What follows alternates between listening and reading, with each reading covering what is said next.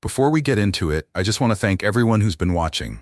I'm still building this channel from the ground up, and every view, like, and sub really means a lot.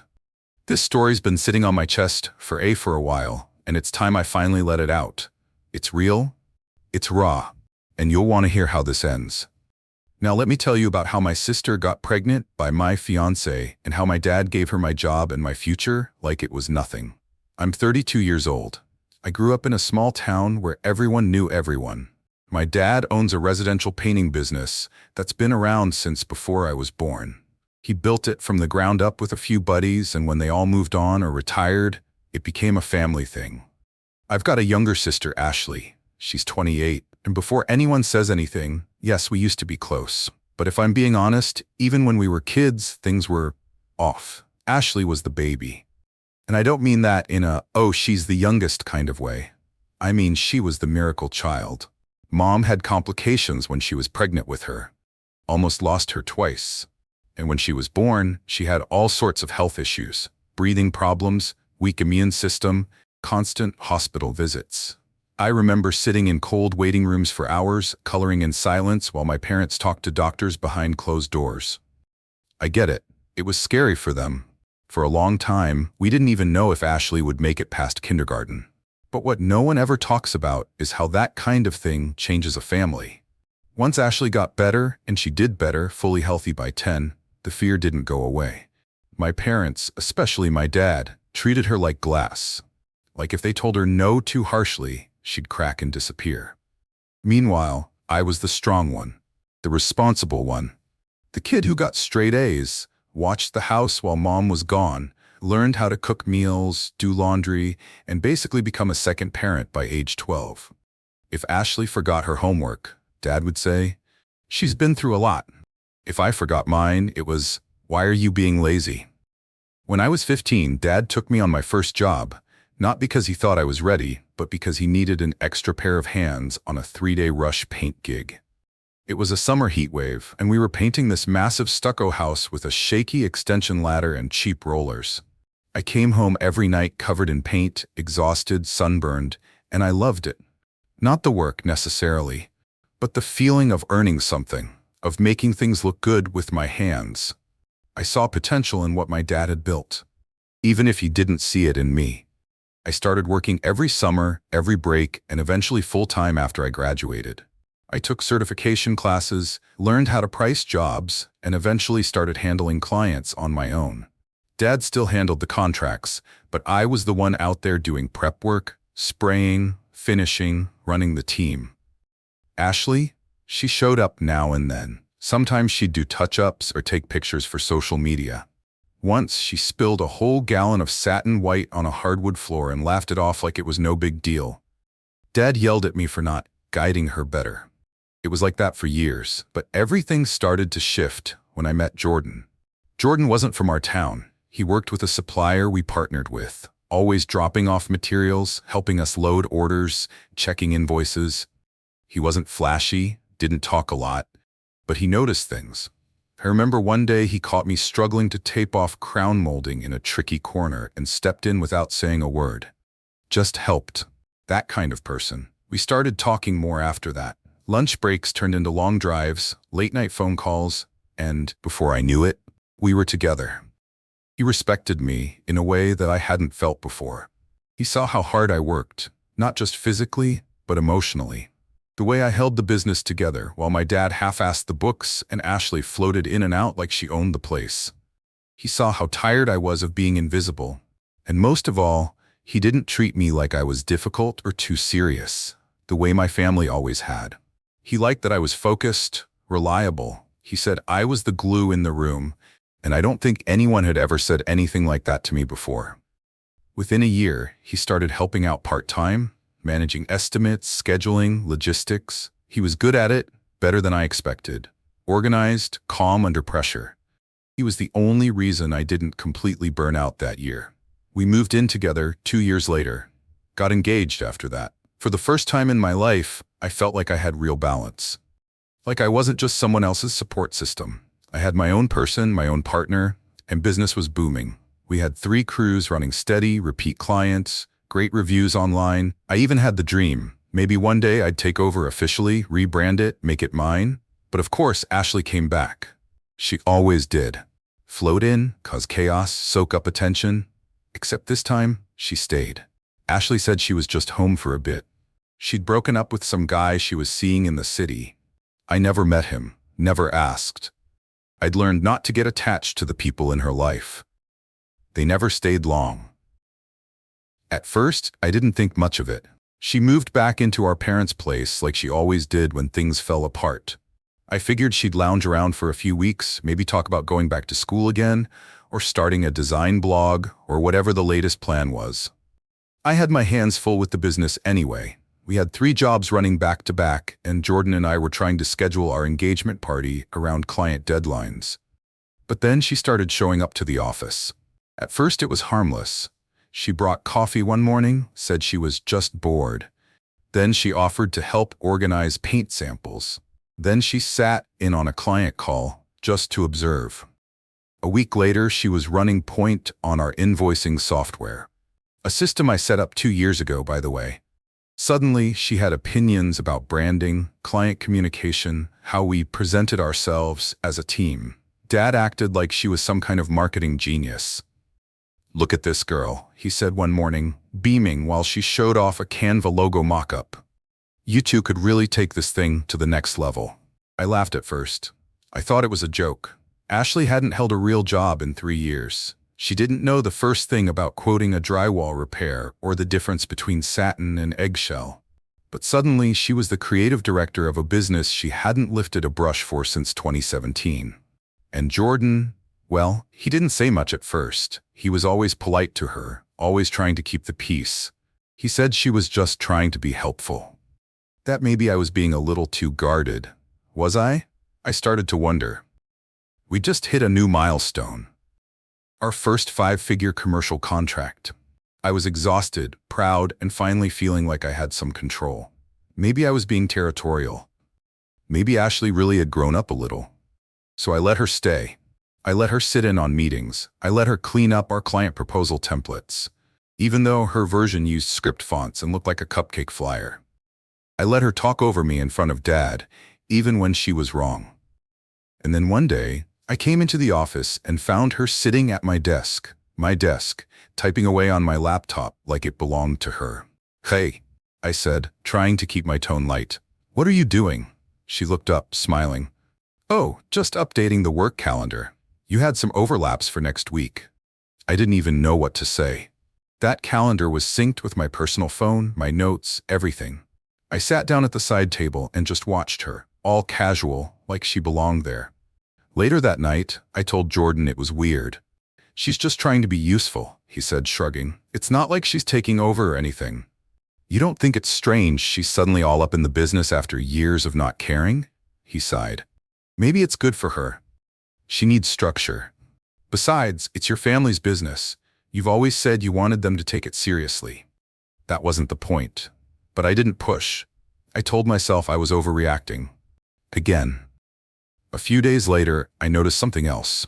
Jordan had changed his phone password. We'd never hidden anything from each other before. Our phones were always face up, always unlocked. Not because we needed to check on each other. We just didn't care. We trusted each other. So when I asked him about it, he laughed it off, said his banking app updated and required new security. He even said I could have the code if I wanted, but he never actually gave it. I didn't say anything, but that night I lay in bed staring at the ceiling, listening to the faint buzz of his notifications lighting up the room. The next day, Ashley came into the shop wearing a brand new outfit, like head to toe new. Shoes, nails, makeup, the works. I joked, "Someone hit the mall hard this weekend?" She smiled and twirled her hair. "A girl's got to treat herself." Later, I found out she hadn't bought it. Jordan had. I saw the receipt in his truck when I borrowed it to pick up supplies. I didn't mention it. I wish I had. It didn't stop there. Ashley started showing up earlier than me.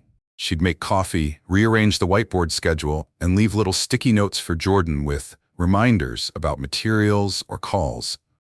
Cute handwriting, little hearts over the eyes. One afternoon, I came back early from a job site to grab an extension pole. I walked into the office and found the two of them in the break room, laughing. She was leaning against the counter, and he was holding his coffee like he didn't even hear me come in. The second they saw me, they went silent. Jordan cleared his throat and walked past me like nothing happened. Ashley just smirked and went back to scrolling her phone. Nothing happened, not that I saw anyway, but the air was thick with something. Something unspoken, something rotten. That night, I brought it up again. Are you and Ashley hiding something from me? Jordan looked at me like I'd slapped him. What? No. Where is this coming from? You've been weird, distant, and she's acting like your best friend all of a sudden. She's your sister, he said. She's just trying to be involved. No, she's trying to be you. He scoffed. You're being paranoid. Again. I didn't answer. I didn't know how to explain the feeling I had in my chest, like a knot that kept getting tighter, no matter how hard I tried to ignore it. I wish I had listened to it, but instead, I stayed quiet. I went to work. I pushed through jobs. I answered emails. I smiled when Ashley made some clueless comment about scaling the brand, and I nodded when Dad said she was really starting to shine. And every night, I lay in bed next to the man I thought I was going to marry, feeling like I was the only one in the room who didn't know the joke. They say hindsight is 20/20. But at some point, you stop being blind and start being in denial. And I think that's exactly what I was doing. I kept telling myself, you're just tired. You're stressed. Don't blow up your family over a feeling. But it wasn't just a feeling anymore. It was a pattern. Ashley had started showing up everywhere I went, not just at the shop. She'd randomly show up at job sites, say she was just checking in or seeing how things were going. But she'd bring Jordan lunch or coffee, or she'd pull him aside to go over a schedule issue while I was mid-conversation with a client. Then there were the jokes, inside jokes. The kind where someone says a sentence that doesn't make sense to anyone else, and they both laugh a little too hard, like they were remembering something that didn't belong to me. One day, I was sitting at my desk when I overheard Ashley and Jordan talking in the supply room. I wasn't trying to eavesdrop. I was literally labeling paint cans, but the walls in our office are thin, and their voices carry. She said, "Don't forget the thing at 4. He laughed and said, "How could I? I've been thinking about it all day." I remember freezing. What thing? When he walked out, I asked casually, "What's at 4? He blinked, confused for half a second too long, then said, New client consult. You scheduled it." Except I didn't. There was no appointment on the calendar. I checked. That was the moment I started writing everything down. Dates, times, comments, things that felt off. Not because I wanted to prove them wrong, but because I was scared that maybe I was actually losing it. Because that's what they made me feel like. Crazy. Controlling. Jealous. Jordan started snapping more. When I asked questions, he acted like I was nagging. When I got quiet, he accused me of being passive-aggressive. I couldn't win. Ashley, on the other hand, started acting like the victim. "She's been acting cold toward me," she told my mom one day. Loud enough for me to hear from the hallway. "I'm just trying to help and she keeps shutting me out." Help? By whispering with my fiancé in the break room? Mom asked me what was going on, and when I told her I felt like something weird was happening between Jordan and Ashley, she looked genuinely horrified. "Don't say that," she whispered. "That's your sister." Exactly. That's why it hurt so much. I stopped bringing it up after that. It just made me look bitter. And worse, it made them closer. One night, we were having dinner at my parents' house. It was one of those awkward family evenings where nothing feels normal. I brought a bottle of wine. Ashley brought a stupid story about something that happened at the office. She made some joke about how Jordan is a nightmare with scheduling and how she always has to fix his mistakes. Jordan laughed. Then she added, "We really make a good team, don't we?" Jordan said nothing, just smirked and kept chewing.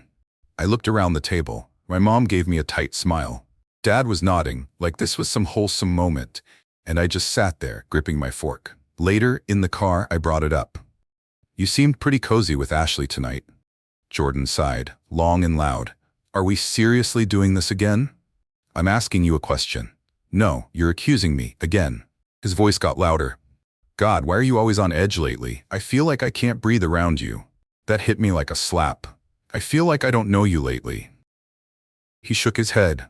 You've been so caught up in the business and the house and planning everything down to the minute. It's exhausting. I stared at him, stunned. I'm sorry for caring. I'm saying maybe if you relaxed a little, you'd see that not everything is some conspiracy. A part of me wanted to scream. Another part of me just deflated. I didn't know how to fight anymore. It felt like every time I brought something up, I was painted as the problem. Dramatic, controlling, overthinking. So I stopped talking and started watching. The next few weeks were more of the same. Ashley stayed late at the office almost every night. Inventory, she said, vendor emails. Jordan stayed late too. One time I showed up early to grab my backup drill. The shop was quiet. I walked in and found the office light on. Inside, Ashley was sitting at Jordan's desk. Their heads were close together, looking at his phone. They didn't notice me at first. I coughed. Ashley jumped. Jordan's face froze for a split second. Then he stood up like it was nothing. Morning, he said. Ashley grabbed her phone and walked out. I said nothing. I walked in, grabbed my drill, and left. But I knew. I couldn't prove anything. There was no lipstick on his collar, no text messages I could show my mom, no witnesses, just gut feelings, silence, and sticky notes with hearts on them. And the worst part? I didn't even care if it wasn't physical yet. The betrayal had already started. The lies, the loyalty broken in whispers and glances. That's what nobody tells you. Sometimes the cheating starts long before clothes ever come off. It starts with secrets, and I knew they had them. At some point, I stopped sleeping properly. Even when I was exhausted from the job site, my body wouldn't let me rest. I'd lie there in the dark while Jordan scrolled through his phone, his face lit up in that soft blue glow, grinning quietly at whatever was on his screen. I used to ask, "Who are you texting?" Now I just lay still and watch the ceiling. Because what do you do when you know the answer, and you just don't want to hear it said out loud? The thing is, I wasn't just suspicious of Ashley and Jordan anymore. I started to realize how alone I'd become in my own life. The clients still respected me. The workers still followed my lead on site. But at home and in the office, I felt like a ghost. Ashley had wormed her way into everything. She had somehow taken over our communications, our office admin, our social media, even our intake forms. If a client emailed with a question, she answered. If they called, she picked up. Half the time, I found out about new appointments after they were booked, because Jordan and Ashley had discussed it already.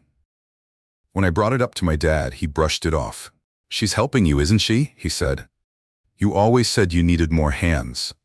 I needed help, not a hostile takeover. Dad laughed like I was being dramatic. "Come on. She's just more organized than you expected. That's a good thing, isn't it?"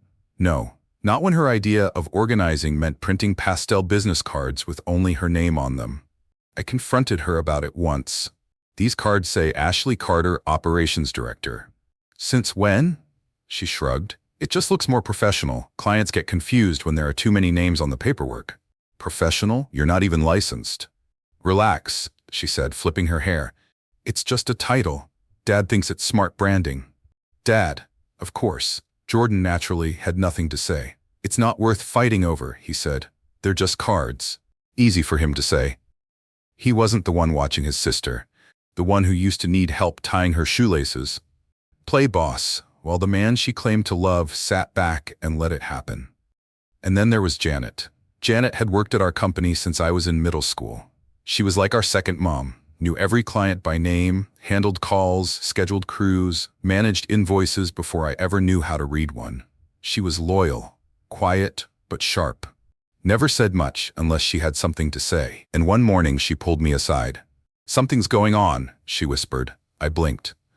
"What do you mean?" She glanced toward the office. "Ashley and Jordan, I don't like the way they look at each other. And I don't like being shut out of systems I've run for 10 years. I opened my mouth, closed it, then opened it again. "You think something's happening?" "I think," she said carefully, "you should trust your gut." I nodded, throat tight. "Thank you." She looked sad when she smiled. "You don't deserve this." That was the last conversation I had with her. A week later, she quit. No notice, no explanation. Just a typed letter and her keys on my desk. I asked Ashley what happened. She shrugged. She wasn't vibing with the new direction, I guess. "The new direction?" Ashley smiled sweetly. "Don't worry, I've got everything covered." That night, I told Jordan I wanted to hire someone else, maybe someone with experience, or at least someone I could trust. He sighed. You know, for someone who claims to want help, you're really picky. I'm not picky. I just don't trust my sister running the books after she couldn't even pass high school algebra. He snapped. Why do you hate her so much? That threw me. I don't hate her, I said. I hate how she walks into things I've built and acts like she owns them. She's your family. So am I. We didn't talk for the rest of the night. The silence between us grew so thick it felt like another person in the room. And it didn't stop there. I noticed things going missing. A box of contractor receipts, gone. A file with the tax returns from last year disappeared. When I asked Jordan, he acted like it was nothing. Said Ashley had moved some stuff around while organizing. Except she never put it back. Then came the moment I couldn't ignore. I walked in on them, again, in the back office. Ashley was sitting on Jordan's lap. Not close, not shoulder to shoulder, not hovering, on his lap. They weren't kissing, they weren't touching. But when I opened the door, they both jumped. Ashley leapt up like she'd been shocked. Jordan stood too fast and knocked over his coffee. They both started talking over each other. She was just showing me. We were checking invoices. I slipped on the chair. I didn't say a word. I just turned and walked out. And this time, I didn't lie to myself. I didn't say I was overthinking. I didn't tell myself they were siblings-in-law bonding. I didn't defend either of them. I went home, and I cried. Not because I had proof, but because I didn't need it anymore. The betrayal was no longer something I feared.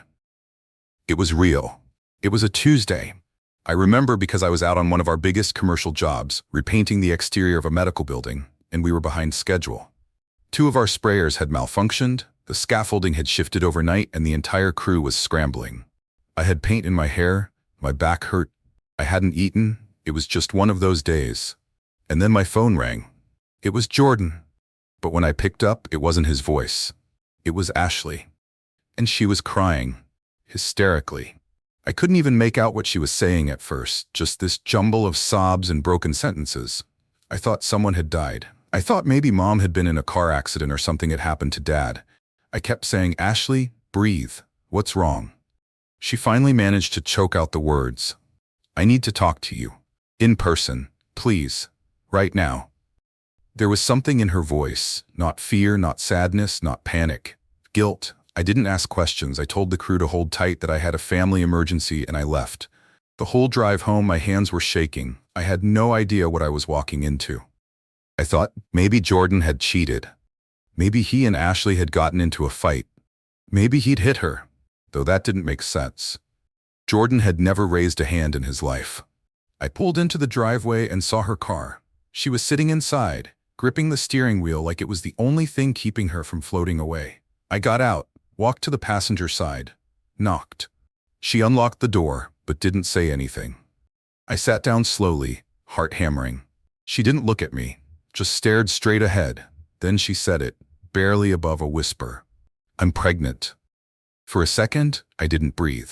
Then, and I hate this part, I smiled. Because we had talked about kids, Jordan and I. We talked about waiting until after the wedding, maybe a year or 2 into marriage, but we always wanted them. And even though the timing wasn't perfect, the idea of being a mom still made my chest warm. I opened my mouth to say something, to tell her it was okay, that I'd help her through it, whatever she needed. But then she kept talking, and what she said next broke everything. It might not be yours. Her voice cracked, and so did I. I couldn't even process it at first. It didn't make sense. What do you mean? She started crying harder, covered her face with her hands. Please don't hate me, she whispered. I never meant for it to happen. What are you talking about, Ashley? My voice didn't sound like mine. It was hollow, shaky, foreign. I was drunk, she said. It was late. We were both working late. It just happened. What happened? I was yelling now. Not screaming, just that quiet, shaky kind of yell that comes from the bottom of your stomach. She looked at me then. Her eyes were red, her cheeks blotchy. Jordan, it's Jordan's, the baby. I think it's his. My world, my job, my future, my fiancé, cracked in half right there in that car. I opened the door and got out before I could throw up. She followed me out, talking fast, trying to explain. I didn't plan this. It was a mistake. We ended it. It only happened a few times. It wasn't supposed to be real. A few times. It wasn't supposed to be real. I turned to her, shaking. Were you ever going to tell me? She looked at the ground, and in that silence I got my answer. No, I said quietly. You weren't. I didn't want to hurt you. You didn't want to get caught. She started crying again, but I wasn't listening anymore. I got in my truck and drove to my parents' house. Dad was in the garage office, working like it was a normal Tuesday. Jordan was there too. Of course he was. The second he saw my face, he knew. Wait, he said, standing. Let me explain. I didn't let him finish. I swung. One punch. Right in the face. I don't remember deciding to do it. My body just moved. He hit the ground hard. Blood started pouring from his nose. Dad and two workers ran in, shouting, pulled me back, told me to calm down. Calm down? My sister was pregnant by my fiancé, and my dad was acting like I was the problem. Jordan was groaning on the ground, holding his face. Ashley showed up a few minutes later, and instead of apologizing, instead of looking ashamed, she held his hand, like they were a team, like they hadn't just stabbed me through the heart. Then came the bombshell. She's having my baby, Jordan said through swollen lips. You can't just ignore that. My dad's face went pale. I realized then he hadn't known about the pregnancy yet. Mom started crying. One of our workers grabbed his things and left. Janet, I found out later, had already sent in her final paperwork. She'd been watching this unfold for weeks. I didn't blame her. Dad tried to do his let's all be adults thing. We can figure this out, he said. This is a family matter. We deal with it like family. And then, as if I hadn't been stabbed enough, Ashley said she and Jordan were going to make things official. That they were going to raise the baby together. That they'd already talked to Dad about taking over the business. Because, and I quote, it just makes sense. We're the future now. I laughed right in her face. Then I turned to my father. Is this true? He looked at me with that classic, disappointed dad face. The company needs stability. You've made it clear you don't want to be part of this anymore. I couldn't believe what I was hearing. She slept with my fiancé. She's pregnant with his baby. And you're handing her my job? His response? You're being emotional. This is bigger than just you. That was it. That was the moment I knew they were all gone. I wasn't part of this family anymore. And I sure as hell wasn't part of that business. I left. I didn't storm out. I didn't scream or cry. I just walked. Out of the garage, out of the business, out of that entire life. I drove back to my apartment and sat in the parking lot for a long time. I couldn't go upstairs. Not yet. Not while his things were still there. His jackets, his toothbrush, that stupid hoodie he always left on the couch. So I sat in my truck, and I stared at the steering wheel until my knuckles turned white. I don't know how long I was out there. Maybe an hour. Maybe 3. But eventually I went inside. The place felt like a crime scene. Everything looked the same, like he could walk through the door any minute and ask what's for dinner. Except he never would. Because he was with her now. Ashley, my sister. The girl who used to cry when I left for school without saying goodbye. The girl I used to defend when the other kids made fun of her asthma. The girl I once gave my entire savings to when she said she needed to get out of town and start fresh. She took my fiancé, and then she took my job. She took everything, and Dad let her. Worse, he helped her.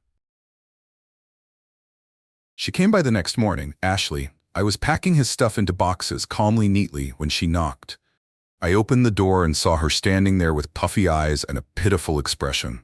She was holding one of his jackets. I figured he might want this. I stared at her, and then I said the only thing I could. You have 24 hours to get his things. After that, it's all going in the dumpster. Her wait. I don't want to hear it. You made your choice. Now you get to live with it. I didn't mean, don't lie to me. She blinked, hurt.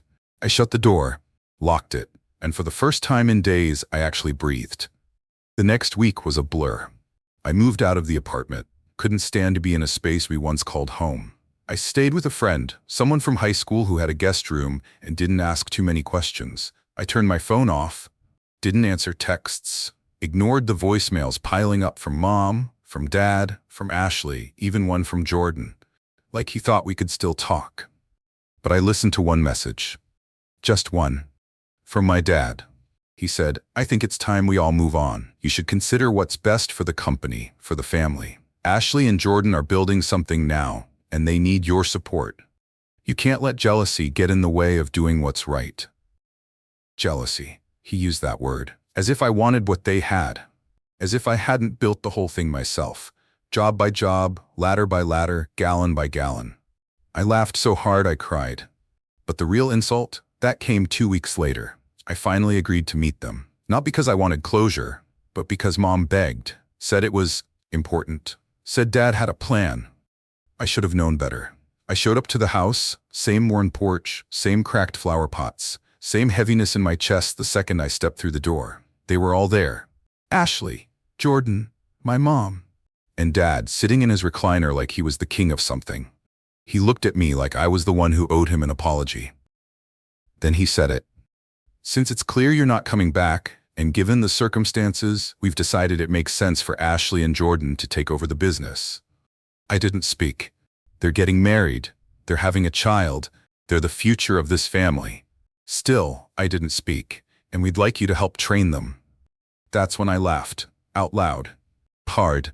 "You want me to train the people who stabbed me in the back?" Dad frowned. "It's what's best for everyone." "For everyone?" I snapped. "Or just the people you care about?" He stood up then, like that was supposed to scare me. "You're acting selfish." I shook my head, eyes burning. "No, I've been selfless my whole life, and I'm done." Jordan looked uncomfortable. Ashley couldn't meet my eyes. And I walked, again. But this time it felt different. This time I didn't feel empty. I felt free. The next day I started calling clients. I didn't badmouth them. I didn't make drama. I just told the truth. That I was no longer with the company. That I could recommend other local painters. That I appreciated their business and loyalty. But I was moving on. Most of them said the same thing. "Let us know when you're back. We'll follow you." Ashley and Jordan got married 3 weeks later. A courthouse wedding. No reception, no photos, no congratulations from me. Dad gave them a house, one he'd been saving for retirement. Said they needed a fresh start. Fresh start? They didn't start anything. They stole it. Meanwhile, I was starting over. New city, new job, new number. No drama, no betrayal, no painting over other people's messes. They thought they won. They took the business, the clients, the house. They got each other, and a baby on the way. They got everything I had built. And for a while, I let them believe they were living their happily ever after. But something funny happens when you give selfish people responsibility. They either rise or they rot. And Ashley, Jordan, they were already rotten. It started small. I got a call from an old client, Mrs. Delaney, one of our earliest commercial accounts. She said she tried to rebook for a lobby repaint, but no one returned her calls. When she finally got someone, it was Ashley, who told her the project wasn't worth the time. "Can you believe that?" she asked me. "You once painted my whole property in 2 days, and now I can't even get them to show up." I apologized. I didn't say why I wasn't involved anymore. Just said I hoped she'd find someone who respected her time. Then another call came. Then 3. Then 6. Clients who'd trusted us for years, telling me appointments were missed, estimates were jacked up with unexplained charges, that Jordan had shown up late, sloppily dressed, using temporary labor he picked up from a hardware store parking lot. One even said he smelled like whiskey at 10 a.m. And the paint jobs? Worse than amateur.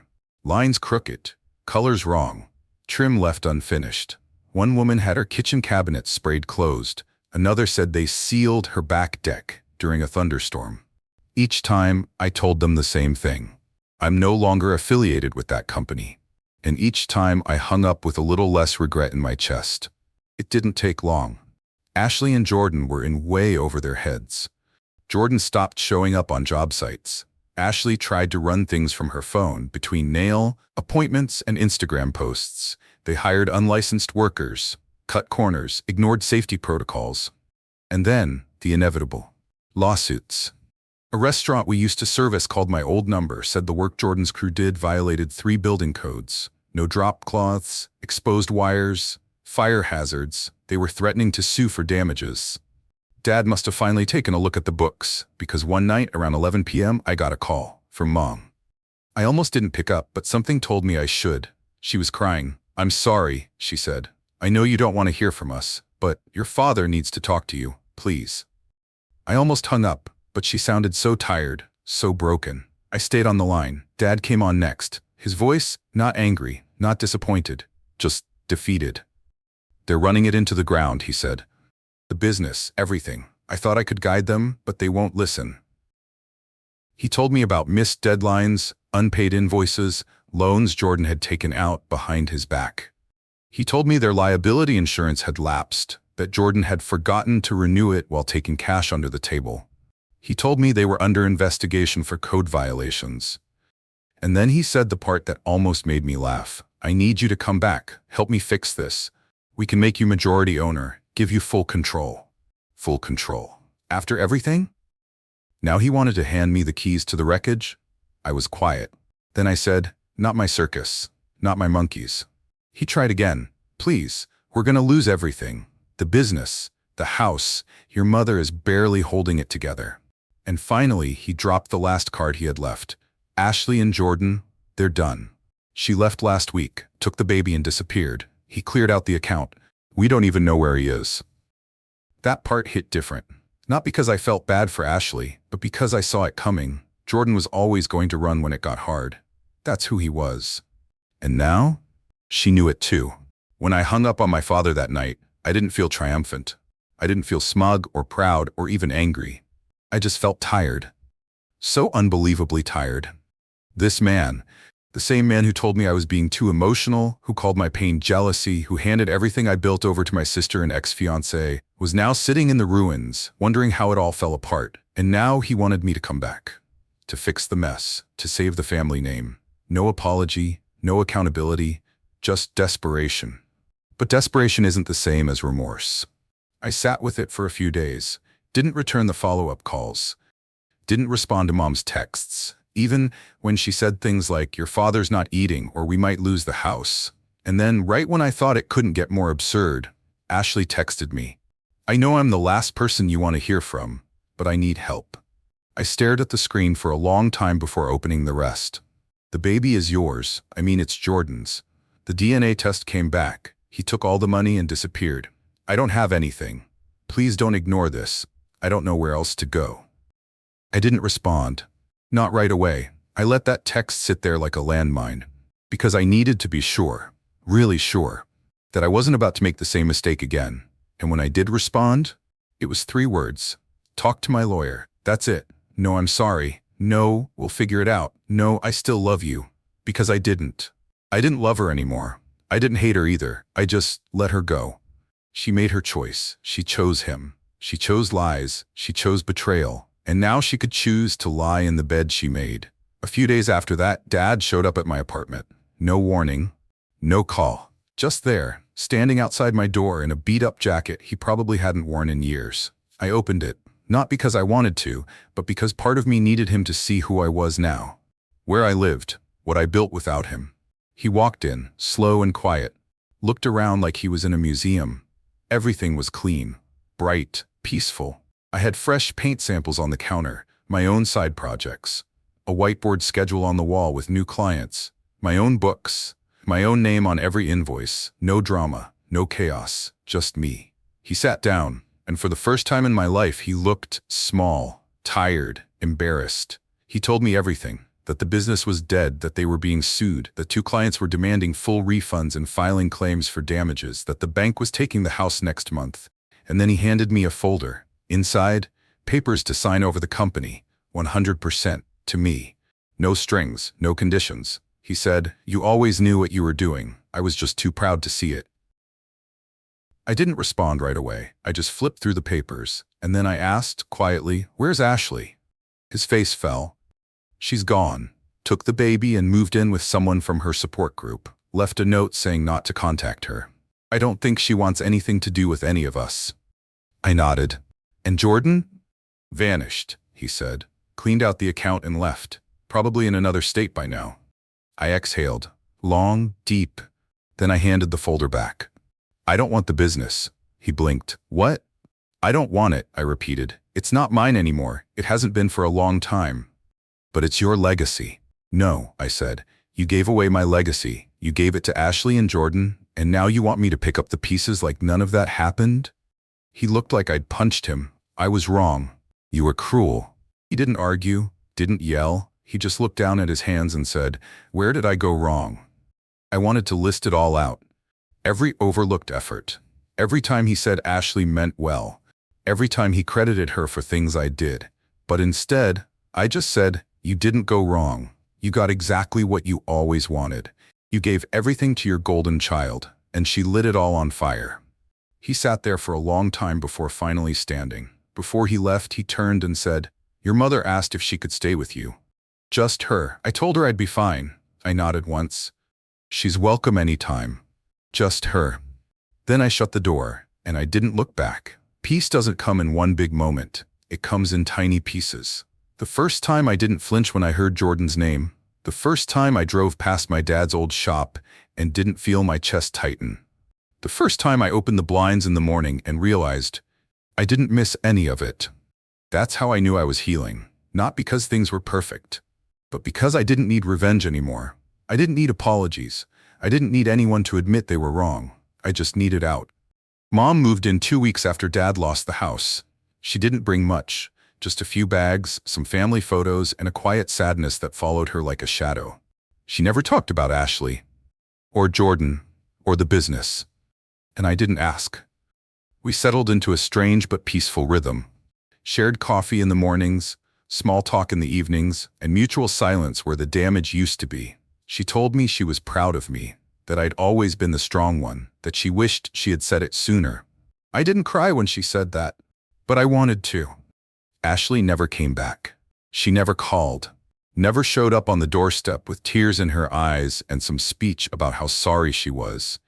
Instead, she sent another text, weeks later. "The baby's definitely Jordan's. I got the test results. I know you don't want to hear from me, but I thought you should know. I'm sorry." I didn't reply, not because I was angry, but because I didn't care anymore. That part of me, the part that needed to understand her, had finally gone quiet. I didn't need to know why she did it. I didn't need her to explain. Some people destroy everything in their path because that's all they know how to do. And some people, they finally stopped letting it happen.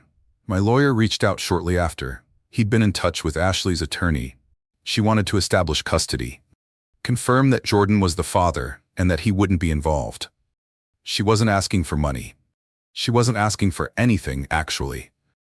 Just space. And I gave it to her. I signed what needed to be signed, wrote a check to help with legal fees. Not because I forgave her, but because that baby didn't ask for any of this. And if there was even a shred of decency left in her, I wanted her to have the chance to be better for her child than our parents were for us. I told my lawyer, no direct contact, no visits, just clean boundaries, and that was that. Some nights I still lay awake and think about the version of my life that almost happened.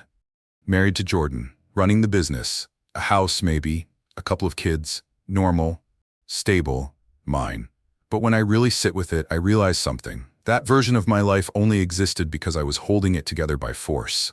If I hadn't worked twice as hard, if I hadn't taken on all the pressure, if I hadn't sacrificed myself for people who never once thanked me, it would have crumbled on its own eventually. The difference now, I let it fall, and I walked away. Jordan never reached out again. No texts, no calls, no half-hearted apology typed at 2 a.m. Just silence. The last I heard, he drained what little savings he had left, maxed out 2 credit cards under the business's old name, and then vanished. No one knew where he went. Ashley never said. And honestly, I stopped caring. He was never the kind of man who faced consequences. He just ran. Always had. Dad ended up moving in with his brother in Ohio. He called once after the bank officially seized the house, said he was sorry for everything, that he finally saw it, that I was the one holding the business together all along, that he never should have taken me for granted, that if he could go back, he'd choose differently.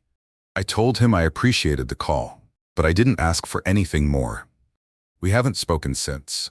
Mom still hears from him now and then. She says he's working part-time at a hardware store, living quiet, eating alone most nights. It should have made me feel better, but it didn't, because I didn't want him to fail. I just wanted him to see me, But some people are born with blinders, and by the time they finally take them off, it's too late. As for me, I started something new. Not big, not flashy, just mine. A local interior painting service, boutique style. Custom jobs, restoration, high-end finishes. By appointment only. I don't advertise, I don't need to. The clients who mattered found me.